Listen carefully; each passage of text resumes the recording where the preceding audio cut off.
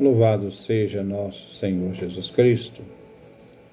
Nós vamos fazer a nossa leitura do livro da sabedoria, nosso 19º encontro, através da sabedoria, capítulo 8, versículo de 2 a 9. A sabedoria em todos os bens desejáveis.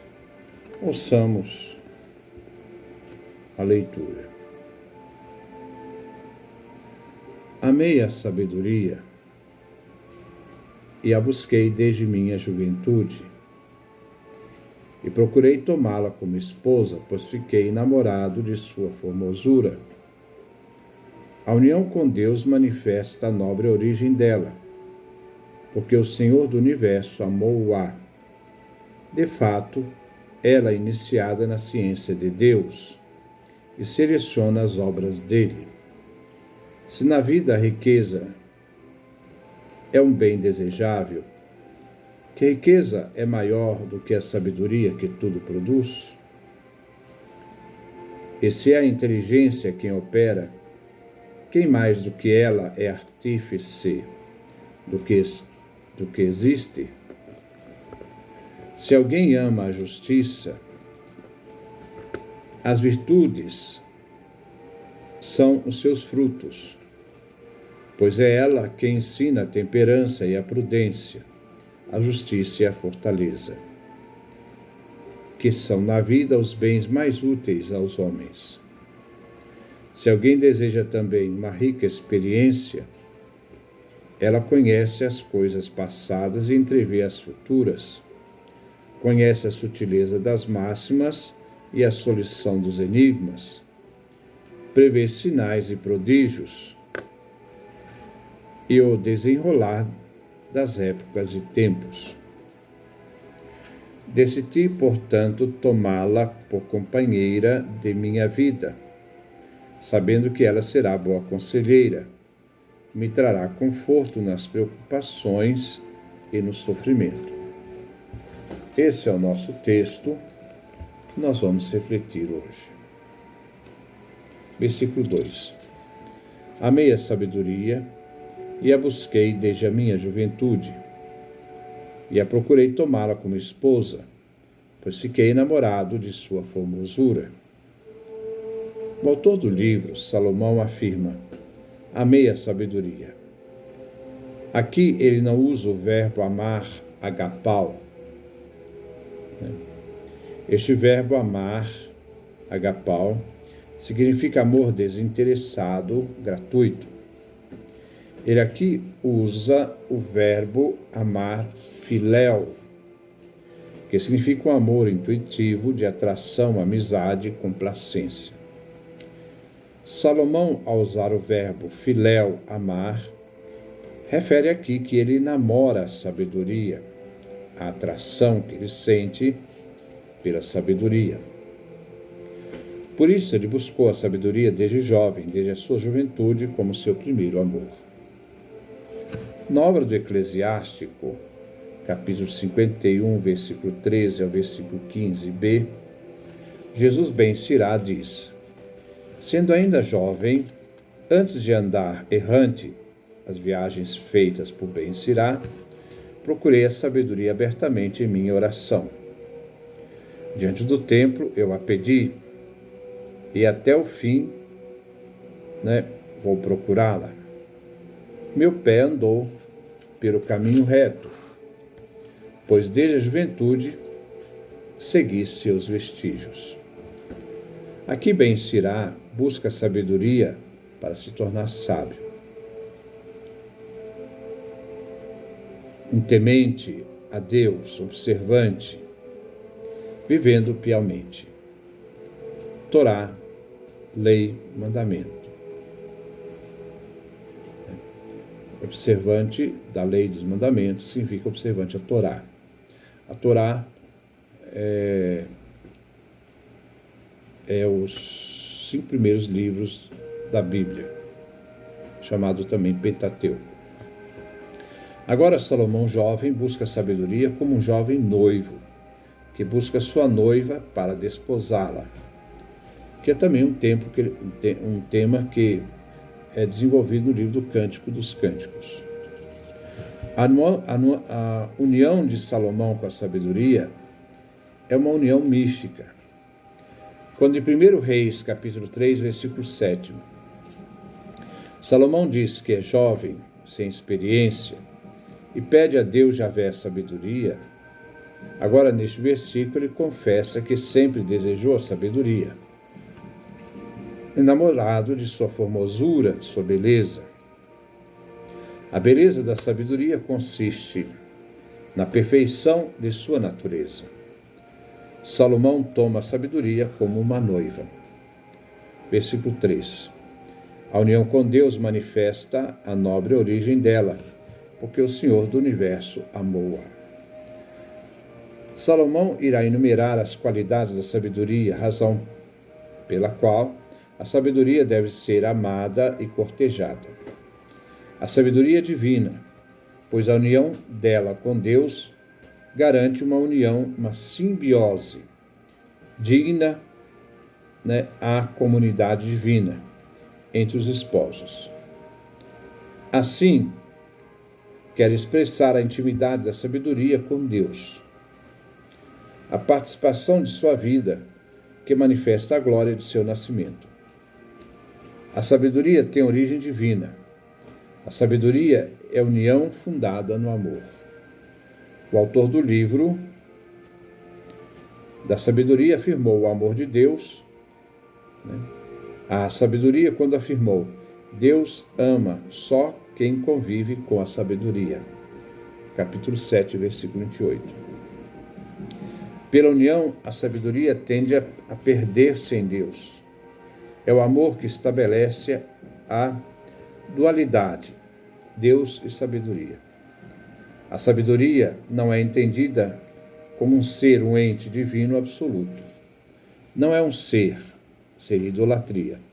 A sabedoria é de origem divina, mas não é Deus. Versículo 4. De fato, ela é iniciada na ciência de Deus e seleciona as obras dele. A sabedoria se revela aqui como esposa e rainha, primícia da obra criadora de Deus, que estava com Deus na origem da criação. Provérbios, capítulo 8, versículo 22 a 31. A sabedoria coopera com Deus. O autor assim diz que a sabedoria seleciona as obras divinas. Vemos em Provérbios, capítulo 3, 19, que Deus fez tudo com sabedoria. Versículo 5. Se na vida a riqueza é um bem desejável, que riqueza é maior do que a sabedoria que tudo produz? Vemos aqui o tema da riqueza, acumulação de bens, que é familiar ao autor do livro da sabedoria. É de conhecimento que a riqueza é um bem pelo qual vale a pena lutar na vida. Podemos observar que acumular riquezas é um forte motor que move o mundo. No entanto, o autor do livro da sabedoria coloca seu parecer. Nada é mais rico que a sabedoria, porque ela produz tudo e com a sabedoria se alcança tudo na vida. A sabedoria, entretanto, é mais desejada que a riqueza. A riqueza dá segurança nesta vida, mas não garante a eternidade. Versículo 6. E se é a inteligência que opera, quem mais do que ela é artífice do que existe? A prudência é a sabedoria prática e diz respeito à realização técnica e artística da obra criatora de Deus. A sabedoria é superior à inteligência realizada, à inteligência que opera as coisas, pois é a sabedoria o artífice do universo e de tudo que existe. Sabedoria, capítulo 7, versículo 22. Na criação, resplandecem o poder, a harmonia e beleza, o estético. Sabedoria, capítulo 3, do versículo de 1 a 5. A criação é a obra mestra da sabedoria. Versículo 7. Se alguém ama a justiça, as virtudes são seus frutos, pois é ela que ensina a temperança, a prudência, a justiça e a fortaleza. que são na vida os bens mais úteis aos homens. O autor usa a palavra justiça, no grego dikaiosune. O exercício da justiça é oneroso e penoso e supõe esforço. Mas esse exercício de justiça tem seus frutos, que são as quatro virtudes cardeais. Essas virtudes definem a moral do ser humano como todo, e que quando essas virtudes estão unidas, define o homem justo, define a justiça de Kaiosune. A temperança é aquilo que modera o uso dos prazeres. A prudência discerne colocar os meios a serviço dos fins. Um fim bom justifica meios bons para se atingir os fins. O que se deve fazer e evitar, então a prudência nos ensina.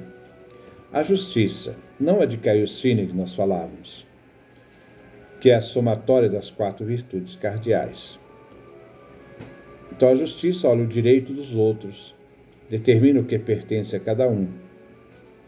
A fortaleza, virtude que faz superar as dificuldades de toda a ordem. O autor do livro da sabedoria diz que nada há de mais proveitoso que as virtudes cardeais: temperança, prudência, justiça, fortaleza.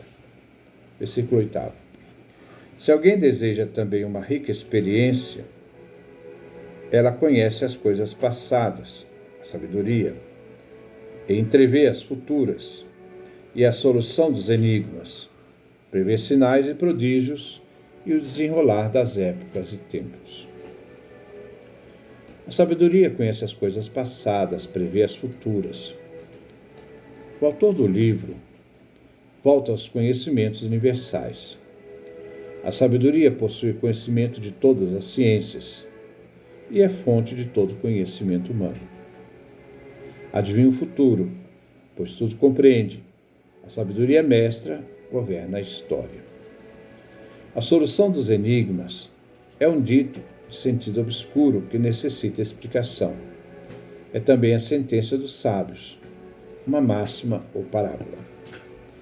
Segundo a tradição judaica, nenhum sábio superou Salomão na arte da solução de enigmas. Podemos ler 1 Reis, capítulo 5, versículo 9 a 14, o Eclesiástico, capítulo 47, versículo 17. Sinais e prodígios, devemos recordar os eventos do Egito e do deserto. A sabedoria é a que salva o povo de Israel e o conduz, no meio de prodígios e sinais.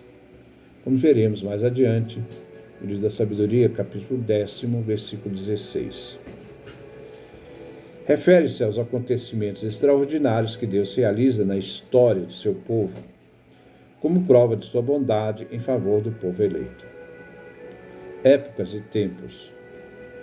O perfeito conhecimento, a previsão de seu exato cumprimento, é obra da sabedoria. Versículo 9. Decidi, portanto, tomá-la por companheira de minha vida, sabendo que ela será boa conselheira, me trará conforto nas preocupações e no sofrimento. Companheira. Unir as vidas no sentido de casar com a sabedoria, a fim de compartilhar a vida. A aceitação da sabedoria é para o autor como um matrimônio. O matrimônio é símbolo do pacto de Deus com o povo. Oséias, capítulo 2, versículo 21 a 22, Jeremias, capítulo 2, versículo 2. É o símbolo de união pessoal com Deus. No versículo 3, vimos a convivência, a simbiose da sabedoria com Deus. A mesma intimidade, simbiose, unidade de vida, sim com bios, vida com o outro comum, é agora falada entre sabedoria e o sábio, no caso aqui Salomão, que aceita a sabedoria. A união entre o sábio e a sabedoria é tão estreita que significa comunhão de vida. A sabedoria é a boa esposa que dá conselhos nos momentos prósperos e serve de consolo nas horas tristes. Este é o nosso comentário do Livro da Sabedoria, capítulo 8, versículo 2 a 9. Que Deus nos dê a sua graça, a sua bênção, sua face resplandeça sobre nós.